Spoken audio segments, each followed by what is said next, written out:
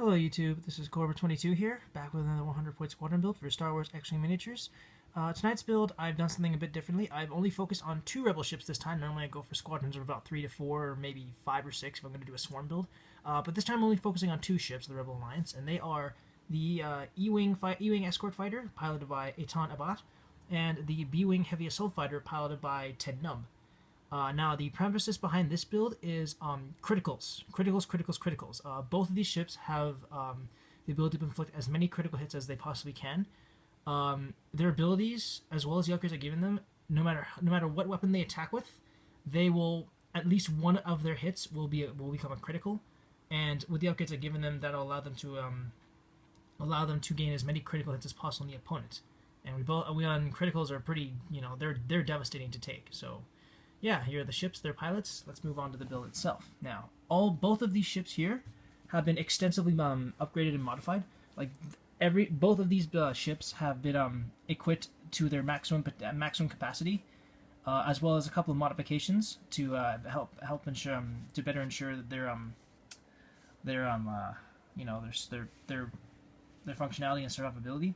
So we'll start with a heavier ship of the build, and that is piloted by Numb. He has a pilot skill of 8. He flies the B-Wing Heavy Assault Fighter. He has an attack value of 3, an agility value of 1, a hull value of 3, and a shield value of 5.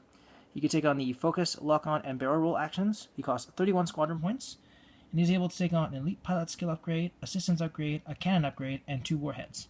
His ability states, when attacking, one of your critical results cannot be cancelled by defense dice. So that means with Numb, as long as the enemy does not have an evade token, then again, Numb is guaranteed to have 1 critical hit every time he attacks. So if he rolls a critical by default, that 1 critical cannot be cancelled by defense dice. If the enemy does have an evade token, then he can use that to cancel the critical. But other than that, it almost guarantees that Numb is going to score at least 1 critical hit on the opponent.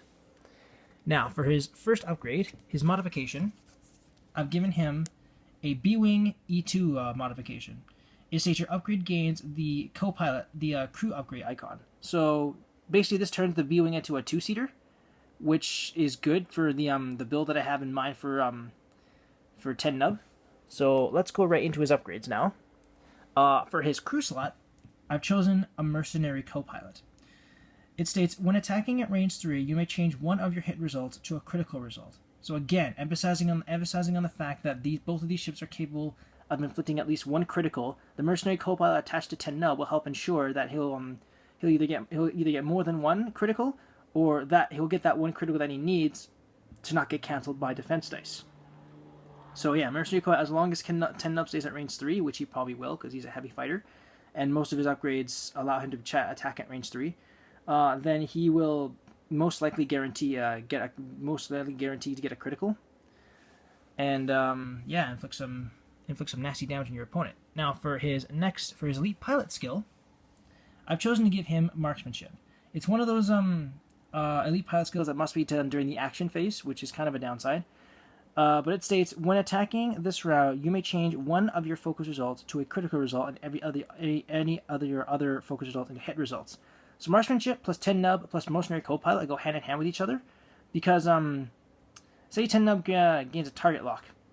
Say Numb gets a target lock, and he wants to use his he wants to use Marksmanship to help better ensure he gets a critical. Marksmanship, as long as he gets at least 1 focus, that'll turn to a critical, and every other focus he gets to turn into a hit result. Mercenary Copilot will ensure that another one of those hits will return to a critical, as long as he's kept at range 3. And then Numb's ability will allow him to at least ensure that one of those criticals are kept and not cancelled out.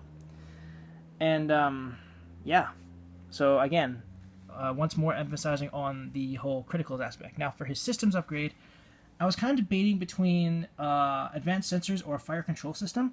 Thinking back in it now, a fire control system would have been better, because that'll, every time he attacks, you'll get a free target lock, which will save him from taking that target lock action later on. But for now, I've decided to go with advanced sensors, and it states, immediately before you reveal your maneuver, you may perform 1 free action. And then, if you use this ability, you must skip your perform action step during this round. So advanced sensors, they allow you to perform a free action before you move. You will not be able to do an action afterwards, though, which is good if you're pairing this with a red maneuver. Because a red maneuver, if you were to do that before you take an action, you wouldn't be able to perform your action because you'd be stressed. With advanced sensors, it's kind of a workaround, which is awesome. So yeah, and then of course you can do a green maneuver next turn and get rid of that stress, which hopefully get you, which if you're lucky will get you behind cover or get into a better fighting position for your opponent. For his cannon, I have chosen an ion cannon. Now this is how I've chosen the ion cannon because it's handy for getting disabling enemy ships and getting them to making them vulnerable to getting into better firing positions. And it states attack one ship. If this attack hits, the defender suffers 1 damage and receives 1 ion token, then cancels all dice results. So ion cannons have an attack value of 3 and can be used at range 1 to 3, so they're very versatile. And this will help, again, this will disable the enemy ship and help you to get into a better firing position to bear down on the enemy with your combined assault, with 10 Numb and Etahn Abat, which I'll get to in a second.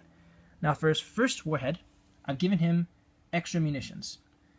It's become a personal favorite of mine, and I'm pretty sure it's a personal favorite to every other ship who uses a Y-Wing or a B-Wing, or a TIE Bomber or a K-Wing or TIE Punisher for that matter. And it states, when you equip this card, place 1 ordnance token on each equipped warhead, missile, and bomb upgrade. When you are instructed to discard an upgrade card, you may instead discard 1 ordnance token instead. So yeah, extra munitions for like pretty much half the cost of a Proton torpedo. You're able to take two of the same munitions with you at a much lower cost. So it helps save you on squadron points if you're planning on taking a heavy assault ship like the B-Wing, the Y-Wing, or the TIE Bomber or whatever. And for his actual munition, I've chosen Proton Torpedoes. They have an attack value of 4, can be used at range 2 to 3, and they state attack. Spend your target log and discard this card to perform this attack. You may change one of your focus results to a critical result. So, this plus Marksmanship plus Mercenary Copilot plus 10 Numb's ability will help ensure that at least one of his critical hits results will become a critical, and that one critical will not be cancelled by a defense dice. So yeah, if you using Proton Torpedoes, if you get a focus, you will turn that into a critical. With Marksmanship, it'll help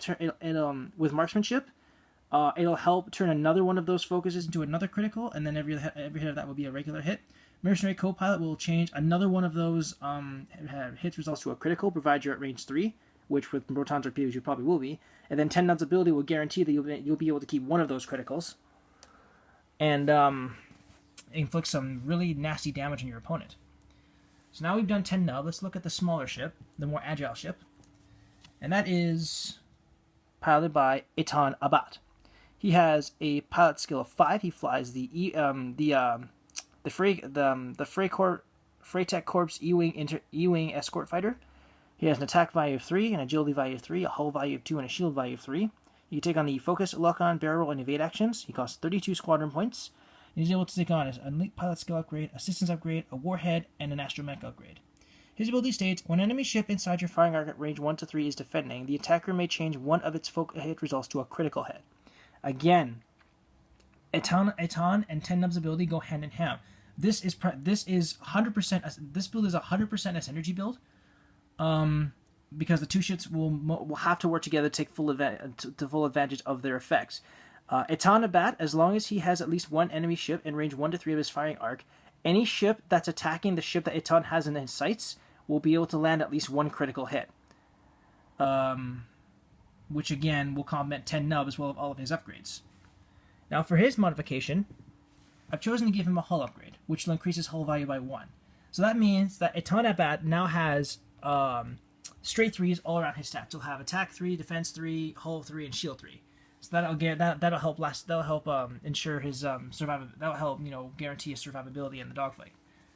Now for his elite pilot skill, I've also given him Marksmanship, which will allow him to change any of his focus results to a hit, critical, and then the other remaining focuses will be a regular hit. For his systems, I've chosen to give him a fire control system, which allows him to take a free target log action after every time he attacks. For his warhead, I've chosen to give him again Proton Torpedoes, which allows him to they have attack value 4 at range 2 to 3. It allows him to change one of his focuses to a critical. And then for his droid, I've given, to ensure his survivability, I've chosen R2-D2. states, after executing a green maneuver, you may recover one shield up to your shield value. So R2-D2 is good for as long as you keep doing green maneuvers. And I think Etahn has about 5 green maneuvers. He's got his all of his speed 1 maneuvers are greens. His speed ahead 2 and speed ahead 3 maneuvers I think are also greens as well. I think so that's all of his speed 1s, and his speed ahead 2 and speed ahead 3 are green maneuvers, which will help you. You'll be able to keep up with your opponent with R2-D2 how constantly repairing your shields if you ever take any hits. So yeah, this is my criticals up the wazoo build.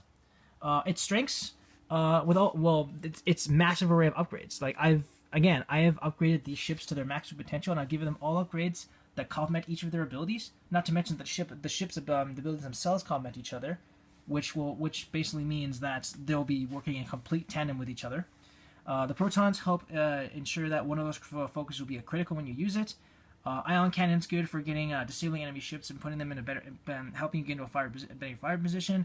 Advanced searches allows you to take a target lock before you move. Marksmanship again will change one of your focuses to a critical, and every other hit result into the focus with another hit. So it's basically an upgraded focus action. Mercenary Copilot will help you ensure that another one of your hits will remain a critical as long as you're attacking them from a far distance.